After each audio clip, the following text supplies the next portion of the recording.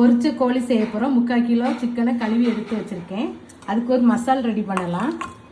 வெங்காயம் போட்டுக்கிடுங்க, ஒரு கை பூண்டு போட்டுக்கிடுங்க, கொஞ்சம் மல்லி இலை போட்டுக்கிடுங்க, 5-6 வரமிளகாய் போட்டுக்கிடுங்க, கொஞ்சம் புதினா போட்டுக்கிடுங்க, ஒரு துண்டு இஞ்சி போட்டு நல்லா நைஸாக அரைச்சிட்டு வந்துடலாம். ஒரு பவுலில் சிக்கன் எடுத்துக்கிடுங்க, அரைச்சி வச்ச பேஸ்ட் போட்டுக்கலாம். ஒரு முட்டை உடச்சி ஊற்றிக்கிடுங்க, ஒரு ஸ்பூன் கார்ன்ஃப்ளவர் மாவு போட்டுக்கிடுங்க. அரைச்சிருக்கோம், அதனால இப்போ காஷ்மீர் மிளகாத்தூள் போட்டுக்கிடுங்க கலருக்காக. ஒரு ஸ்பூன் அரிசி மாவு போட்டுக்கிடுங்க. தேவையான அளவு உப்பு போட்டு நல்லா கலந்து வச்சு 1/2 மணி நேரம் ஊற வச்சுட்டு அப்புறம் 20 நிமிஷம் ஊறிடுச்சு. எண்ணெய் ஹீட் பண்ண வச்சுருக்கோம். அப்படி ஒவ்வொரு பீஸாக எடுத்து போட்டுக்கலாம். சிக்கனை நல்லா மாற்றி போட்டு வேக வச்சு எடுத்தாச்சு. பாருங்கள், சூப்பராக இருக்கா.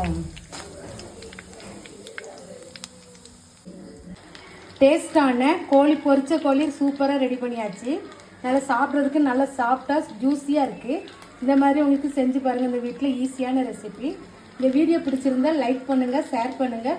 புஷ்பா குக்ஸுக்கு சப்ஸ்கிரைப் பண்ணுங்கள்.